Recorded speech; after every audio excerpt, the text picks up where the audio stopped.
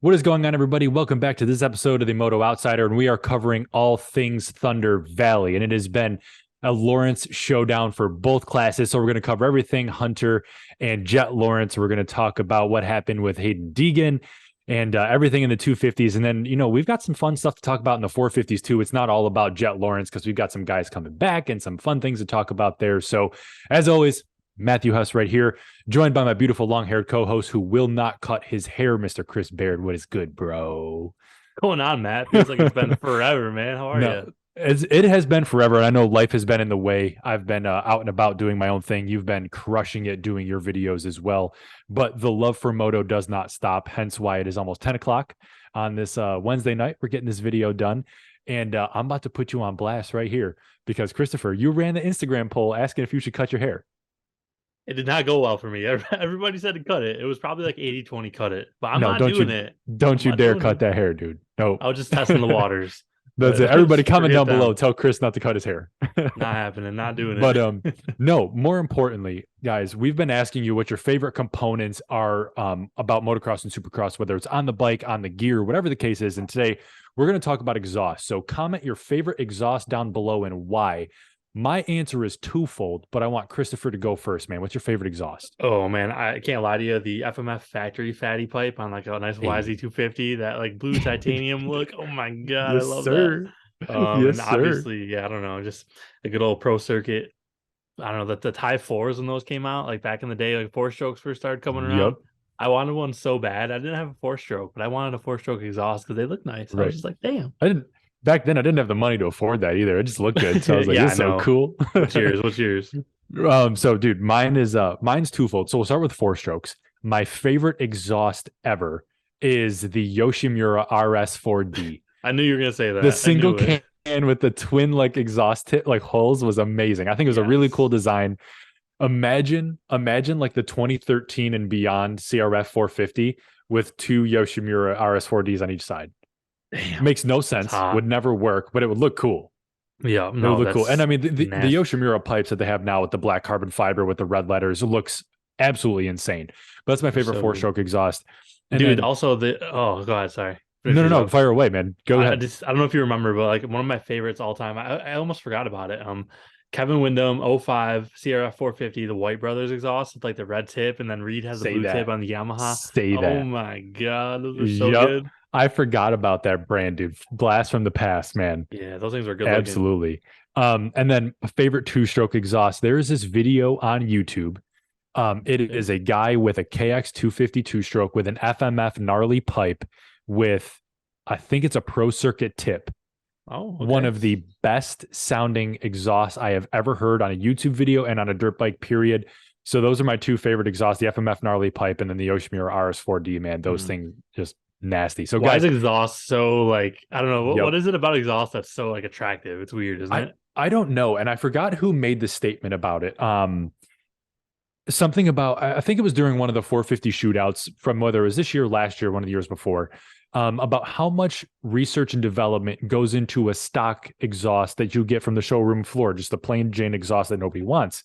Yeah. But a lot of, research and development goes into it to, increase your output on the bike, even with a stock pipe. So just really interesting. And I enjoy learning about the tech behind it and how it increases performance. It's fascinating. A lot goes into it. It really does. And it's just, I don't know. It's one of those things like even growing up as a kid, like I always wanted a pipe and I got one of my 65 when I was little. Like it's just something that's so blingy, but it just looks nice. It sounds nice. It's probably the easiest modification you can get and you get the most out of it, for what you spend. So what I love about this sport is, not to get long-winded on this, but what I love about this sport is that everyone knows your dirt bike is a money pit. You're never going to get the money back. You'll never get the money back in the parts or make profit on your bike when you sell it. I mean, it's extremely rare. So everyone just goes all in, get the sick graphics, change your plastics, put an exhaust on, put a suspension on. Who cares? Everyone just goes on. So I think it's cool. Yeah, exactly, man. It's just, you could customize it yourself. You dump all your money. You work every week for gas and fuel and everything you can to get to the races. And like when you and I were delivering furniture, dude, all that money going straight to the track. Oh yeah, we're still saving up, trying to get some bikes. Everybody in the comments, tell Matt to buy a 450 and quit being cheap because he just Oh, needs to do it. Tell him to buy a all right. 450. Everybody get in the comments and tell Chris to go buy a damn 450 and stop I know enticing me to buy one first.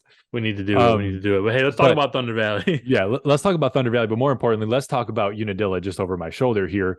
You and we have put in for our press passes. So hopefully we get everything approved and we are on the track pulling some cool press stuff for Unadilla. But anyways, yeah, guys, let's get right into Thunder Valley. And I know Chris has been, we've been nerding out over the outdoors, man. And it's just been awesome to watch what the Lawrence brothers are doing. Deegan gets his first moto win. So dude, let's run right into 250s. Hunter and Lawrence got into it. Hunter, Lawrence, and Deegan got into it. And I know, Hunter had some choice words too, man. So what were your thoughts on that? Because that was pretty crazy. Yeah, no, I think Hayden was riding a little bit over his head. I think at this point, he's so fast and he got his first moto win 2 weeks ago at Hangtown. I don't think he needs to be riding like he was. And a lot of people are just like, it was nothing. But when you start cross jumping and, you get a little dirty, it's especially at a track like Thunder Valley that has so many ruts and lines. Just Right. wasn't very smart. And Hunter was very cool and calm and collected about it, but you could tell he was pissed off. And the way he answered the question, he was kind of like, yeah, I know how Hayden rides and I know how to work around it. So I would Yep. expect some payback at some point, but yeah, it was an interesting first moto watching them duke it out for a little bit. Yeah, it'll get smashed eventually. But I mean, it's cool because it makes the racing fun to watch because again, he's a wild card. You don't know what's going to happen. Deegan's Yep. proven to be fast in the outdoors, like you and I kind of anticipated. But I mean, Hunter Lawrence has been crushing it, and it's obvious that him and his brother are just in a different world, man. Yeah, Jett and Hunter, obviously, I think their experience showed a lot more this weekend. Their, Yeah, GP Euro experience. Hayden and Levi Kitchen talked about it too this week on the Pulp MX show. Him and Hayden both had the speed. They had the speed every weekend, but you could tell that they were overriding that track. They needed to kind of slow down a little bit and work those ruts. They were just going into the corners a little bit hot. Just there's things they could right. clean up, and Levi cleaned it up for the second moto. Obviously, second overall, or not second overall, second in the second moto, third overall. So better weekend for Levi. But yeah, these guys are really fast. They just need to kind of get their racecraft down. It's very technical, and the Lawrence brothers showed that they are really good at that kind of track. No doubt, man. So, and I mean, we were talking about this off camera, but Guillaume Ferris broke his arm in the first turn. And you had made an interesting point about the starting gate and how that kind of leveled the playing field. Kind of, give me the rundown on that because I think that's honestly a really good addition, but obviously it's hurting some guys. Yeah, you hear some guys talk about it, and I keep referencing the Pulp MX show, but I listen to that every week, and I listen to a bunch of Mhm. other podcasts. But something that they've been talking about a bunch, and I agree with them 100%. The introduction of starting grades for outdoors this year. Part of the outdoors, you starting in a rut is the skill to get out of that rut fast and effective. Right. Being fast enough in practice to get a good gate, to get a good start, kind of eliminates all that now, and everybody's on a grate, and you can just program your ECU to have a start map on it, and I don't know. It takes a lot of the skill out of it, in my opinion. Aaron Plessinger was on the show. He talked about how he wasn't super happy with it, and I think a lot of guys are agreeing. And last weekend we had some pretty nasty crashes at Hangtown and this week at Thunder Mhm. Valley. So, and I would love to see them get rid of it. Just again, make outdoors, make it that Yep. raw, gritty, tough, every man for themselves type of thing. Where Supercross is the show.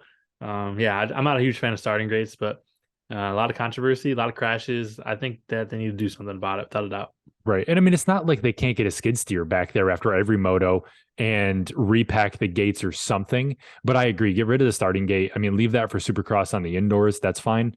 But no, like you said, man, the skill that goes into a rut, and these guys train that too, how to get it, how to get out of their ruts the right way and everything. And with the way technology is, I think we need more variables than less.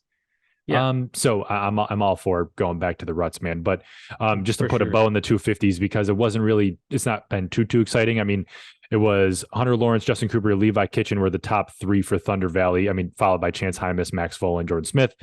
I mean, Hunter's won every single race so far. So anything coming out of the 250s that you see as a curveball or something to look forward to in the 250s coming up? I think Joe Shimoda should hopefully shine a little bit. He's getting better. I think he's slowly getting better. He obviously Mhm. got taken out by a lapper at Hangtown. He was riding really well. He's been the fastest guy many times coming from the back. He's been getting some really rough starts. So look for Joe to start getting a little bit better. Chance Hymas got a third place finish in the second moto. He's been riding really Yep. well. Again, crashing a lot. Been tough on him. Jalik Swole actually won a moto at High Point where we're going this weekend back in 2021, I believe. Jalik's really good at High Point. He's been really fast as well, just crashes and bad Yep. starts. Another one of those guys. I feel like that's the story for everybody. Everybody's Right. getting bad starts, but also so many other guys are getting good starts. It's weird starting grades, but yeah, just look for some of these privateer guys to start coming up through the pack and working their way forward. But the 250s has just been like we expected it. So it's kind of inconsistent, like from like the top 5 back. He just Jordan Smith was up in 7th, and he's been kind of been outside the Yep. top 10.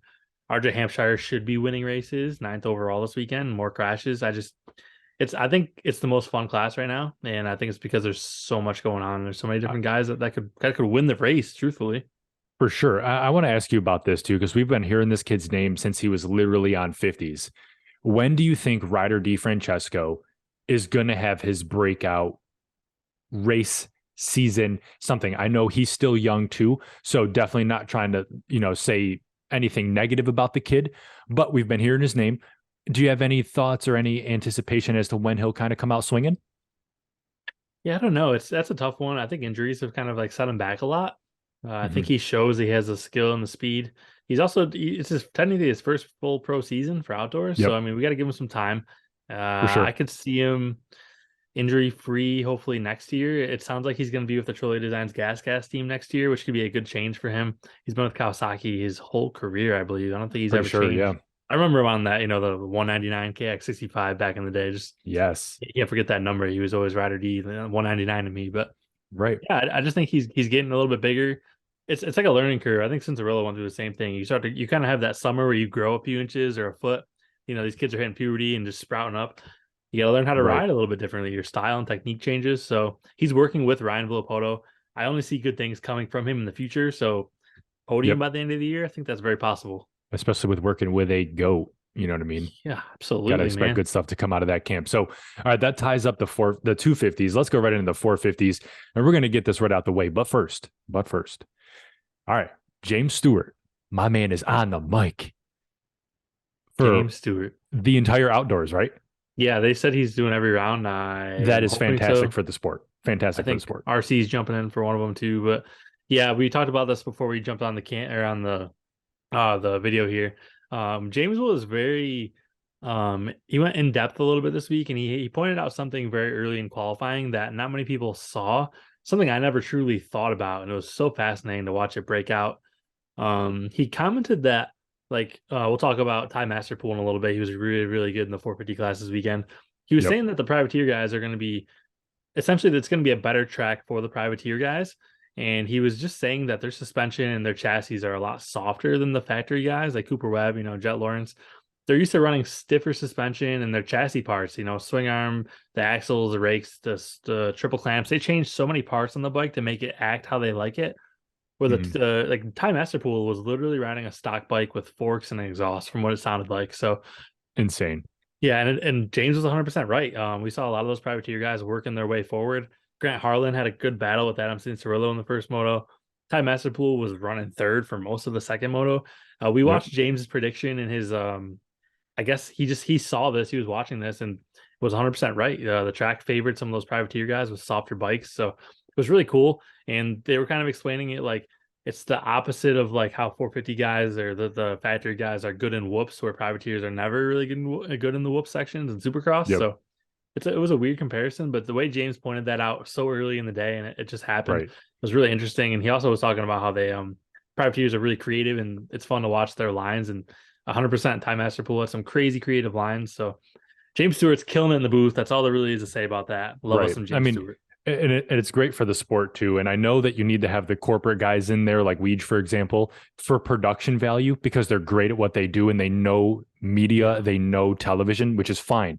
But guys who like racing, such as ourselves, people who actually know the sport and aren't just watching for fun, you want to hear the opinions of RC, Chad Reed, James Stewart, those guys, because they bring in that. I never would have thought of that until James brought it up. And then when you Yeah. think back on it and then you watch it, like you just said, it makes perfect sense. So awesome. Pumped to have James in the booth. But let's get this question right out of the way, man, because you brought it up. We were talking about it back and forth, man.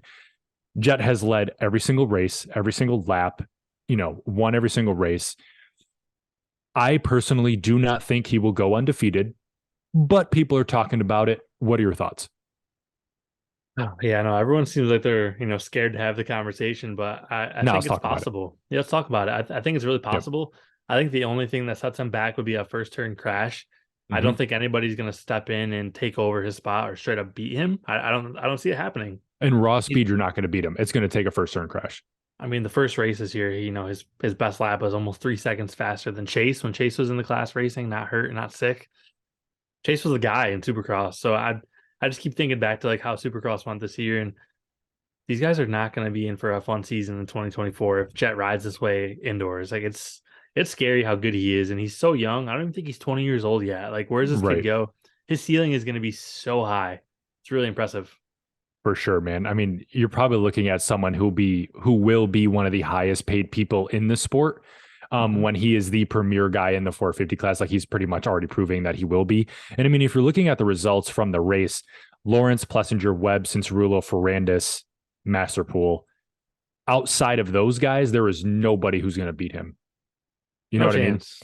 Right. Yeah. And you already know he's out front leading like that. So like we brought up with the starting gate stuff, it's going to take a guy coming out of nowhere, just smashing him and going for it out of desperation or just seeing an open door, right? So I think that's what's going to prevent him. But if he gets out in front every race, it's over with. It's done. Yeah, it's really just hard to see anyone like come up there and beating him. Aaron Mhm. Plessinger, I think has been just him and Ferrandis are close, but I think he's a little bit faster than Ferrandis right now. We saw Mhm. last week, at Hangtown, he was catching up to Jett, and Jett literally saw him coming and turned it up and took off. So Right. he's so good at closing that gap. And again, I've talked about it in Supercross, and I don't think he rides at 100%. I don't think he ever has. I don't think he ever will. I think he just 80, 85, 90 if he needs it. I just think he's really precise on the Yeah. bike. So it's It goes really to show you interesting. his level of skill when he can be on cruise control, see Plessinger coming up and just gas it and just bring it home. So he's Yes. fast when he's riding on cruise control, like all these guys are, but he has the mental wherewithal to know he's out front and to stay at that consistent speed and just keep winning, Yeah. or at least maintaining his lead and not losing time on the laps. And I'm sure his mechanics helping him out with that, but still, it's just a point, dude. It's nuts. It's absolutely crazy. And I was actually thinking about this. This is like a different topic, and I don't want to go off on this too long, but like, what Mhm. is your opinion on Jet? So I look at Jet right now. If he is as good in Supercross as he is outdoors right now, he will Yep. probably go on to be a multi-time champion. He'll go on to break win records, all that. Do you Mhm. see Jet bringing new sponsors into the sport? Because I think he's going to be that guy who finally starts bringing these brands back. Yep. Look at like the Bud Light, maybe not Bud Light. It's not a good one right Oh, now, whoa, but whoa, whoa, whoa, look at whoa, look at whoa, these big beer whoa. tobacco companies. Look at I just look at the NASCARs and then like Yep. those sponsors coming in. Like, what do you think about Jet and bringing new sponsorship to Supercross? Because it's been here, Two. it's left, Yes. and maybe he Yep. brings it back. To answer your question, the answer is yes, because he's bringing a younger fan base. He's bringing in a lot of eyeballs from other media sources, i.e., YouTube and Instagram. And you're going to get these younger companies. I'm trying to think of something. I'll compare it to Formula One. I don't believe there is a watch sponsor in motocross, right? Like Rolex, Tag Heuer, or anything like that. Kenny uses that one brand. I always forget the name of it. I won't Sure, remember, but sure, ROCZEN has a sponsor, but that's it. sure, but it's not a big brand, right? It's not a It's a name personal brand. sponsor. It's a name Exactly. brand, but it's personal. It's not like Right. So I think a younger guy like that, and he's got, he's attractive, he looks good, he fits the image of someone who can yes. bring in new sponsors. So I do think he will bring in interesting sponsors, which I think will be cool. Maybe the watch example wasn't the best, but to answer your question in short, I do think he'll bring in some new attention. Like Formula One is growing at a rapid pace in America. And I think Jet has that ability to explode the sport far beyond, just TV on a Saturday afternoon. Absolutely. Yeah, it's really interesting. I think like Hayden's gonna have a similar effect, but I think Jet will bring in bigger names than Hayden will. Just Yeah. being from Australia, they're Lucas Myrtle seems to be connected to everybody, and kind of getting those names in there. I Hmm. don't know who the next big one will be, but I think it'd be cool to have, I don't know, Verizon or Target, like this brands like that. I keep bringing up the wrong brands right now, but you know what I'm saying. These Yeah, I companies do. that, I yeah, do. all the sponsors like M&M's or something, just like something totally Hmm. different that we haven't had in here in a while. I think it'd Yep. be cool, and I like he's so young. The fact that I think he's 19. I could be wrong. He's so young. Like he has such a high Right. ceiling. He And could that break the time, win record for Supercross. He could beat McGrath. He really could. For sure, especially given his time horizon, it is absolutely possible. And he has all that time to prove himself to all these sponsors saying, hey, we have I'm bringing in this attention. What can we do for a title sponsor or something like that? Or just bring it, break the ice. The only reason why I think some of these brands would be hesitant is because of the demographic that watches motocross and supercross. You're not going to see a lot of CEOs in the stands at a supercross race as opposed to a Formula One race, for example. Sure. But dude, it's possible. I'm trying to think of a good sponsor that could come in and shake things up. I mean, dude, you remember like Boost Mobile, right? Oh yeah, simple Something enough. wild card like that would be pretty sweet. It would. It'd be awesome. And I don't think we're far away from that. I think we might see that in the next couple of years. You know what? Do.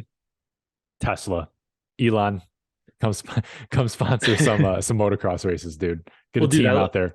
I listen to so much Joe Rogan, and like I just always think about he talks about fighting a lot, and they talk about other sports here and there, but the storyline we had in Supercross this year was probably the best sports storyline in all of sports across the world, in my personal opinion. With Tomac getting hurt at the end, Sexton's speed being in there and being consistent, Cooper Webb going out with 3 rounds to go. Like, if we could bring this to the rest of the world, could you imagine what it would do for that sport and the sponsors that might want to come in? Like, I think we have a pretty high ceiling as a sport in general. I really do. For sure. And this is going to come down to the media bodies that are already in place to kind of step aside and open up that door, because I think you're going to have to lose some money to get more eyeballs, right? Yeah. But I mean, without a doubt, man, it was a great season in the Supercross side of things, and so much I want to say about the business side of it. And I don't want to go off on a tangent, but I do think the sky is the limit. And as long as this sport grows, whether it's one Netflix special, contract or something just to gain further exposure, it's not like the sport isn't exciting. These guys are jumping 100-something feet in the air with no seatbelts. Pretty damn cool. The motors are loud. You know what I mean? So I definitely think there's an attractiveness for it there. We just got to let that get ironed out because the sport's been stale and we got to bring some stuff into it.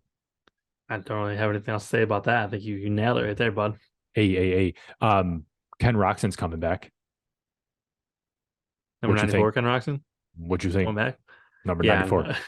I think Kenny's going to lay down some fast laps. I don't know if he'll have the pace. I don't know how many motos he's done. He's ready to do 35 plus 2 or 35-minute motos, but I think it'll be cool to have Kenny in there easily. I think he could beat Adam. I think he could be fighting for that podium spot if Cooper or Dylan have a rough moto or something. It's cool to have him out there. I think it's good for him to get some gate drops before World Supercross. So I'm excited. I'm always happy when guys line up. Another guy who's lining up that we've talked about in the past, Matt LeBlanc. He was a Star Yamaha rider last year. He did one professional season with Star Yamaha. He was with them in the amateurs for a little bit. He's jumping on a 450 for the first time in his professional career. But when you look at the field, no reason he couldn't be top 15 right away. He's definitely got talent. And he's I think he's a little bit of a bigger guy. So I could be wrong on that. Correct me if I'm wrong. But it'd be good for him to jump on a 450 and maybe he'll do something. Maybe he'll show himself. And I think he's racing the rest of the season. So that should be pretty cool. I'm looking forward to that. Predictions for High Point. We're off to High Point. Well, Ty Masterpool, again, he was kind of the star of the show this weekend. He passed in Francis and Cirillo and Webb in that second moto, running third for a while, almost caught Plessinger. Got passed by Francis in the last lap. Ty Masterpool is going to be one of those guys that we need to keep an eye on for the rest of the year because he's going to be dicing those guys. They make any mistakes or anything, they got to watch out. And I think High Point gets similar to Thunder Valley, not very close, but the way the ruts are really long and deep, I think you might see a similar. I don't know the way his bike's set up. I think he might benefit again from that. And yeah, I think Jett's going to run away with it. Plessinger is going to be second again, I think, and third place is up in the air, in my opinion. So I don't know. Should be a good race. I think the Lawrence boys are going to be really good again. It's a Euro style track, which makes sense as to why Kenny's coming back to this one as well. So we'll see. Got it. Okay. Love that.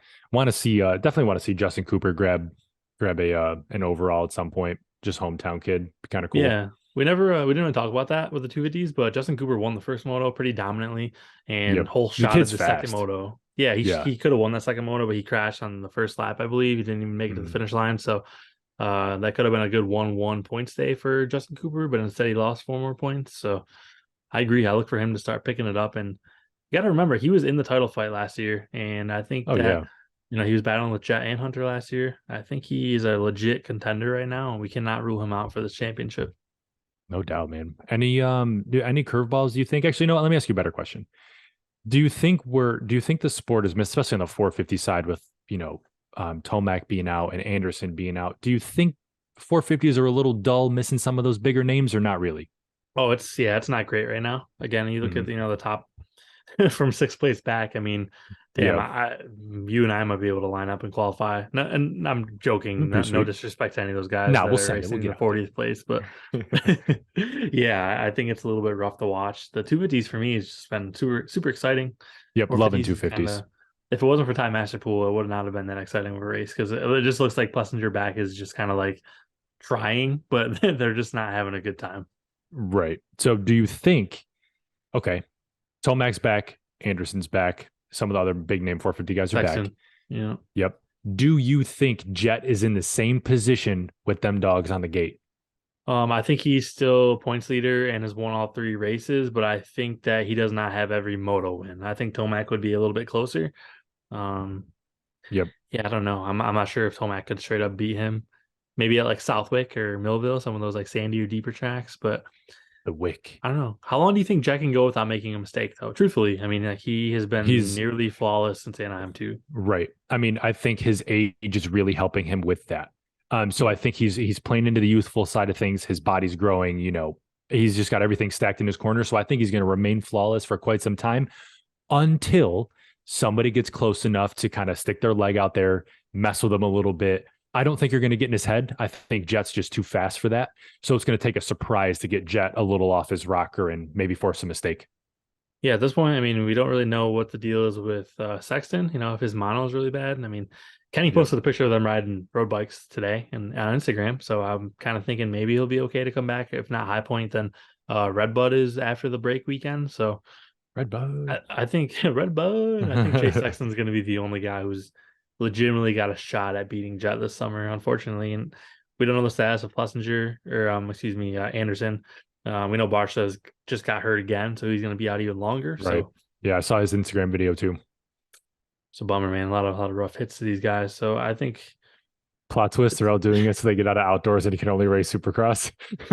I mean it's dumb though. Everybody talks about the money thing, and Kevin Rand was kind of complaining about it, and I think he had kind of reason to. They didn't really announce these super motocross purses right away. Mhm. But I guess it's been public information. What is it, like 22nd place in 450s is going to be like 25 grand in the Super Motocross World Championships, like just for 22nd, 25 grand. Dude, it's Eighth like what place is Live 100 Golf did. grand. Yeah, it's like Yeah, what, dude, Live Golf crushed it. So these guys maybe just got Super to go out Motocross is trying and to do the thing. Yeah. yeah, they got to go out there and race and just line up for outdoor. I hate when these guys skip outdoors because I don't want to race. I want to race World Supercross. Get out there and race motocross, bro. Show yourself. Show how tough you are. Be a man. Dude, Put your these guns up. Come on. these guys are chasing the money. They're chasing the bag. And at the end of the day, especially in the current economy, and I'm not going to go off on economic policy, but these guys got to preserve their body. They got to preserve their body and they need to make as much money as possible. Do Well, I understand that side of it? Yes. However, motocross is the historic aspect of this sport. It's kind of like the rite of passage. You got to be a dog in the outdoors and then enjoy yourself at Supercross, for example. And mhm. plus, outdoors, in my opinion, way more fun to watch. The stadium racing's fun, yes. I just think outdoors is way better. There's far more variables too, especially when it's a mud moto, man. No, you're right. But I look at this and yeah, I get Moran's point, but Moran's might not qualify for the Super Motocross World Championship now if he doesn't race some outdoors. I believe. I could be wrong on that, but got it. might be time for Moran's to line up and put his big boy pants on and race a 450. Kevin, if you're watching this, we'd love to interview you for our podcast.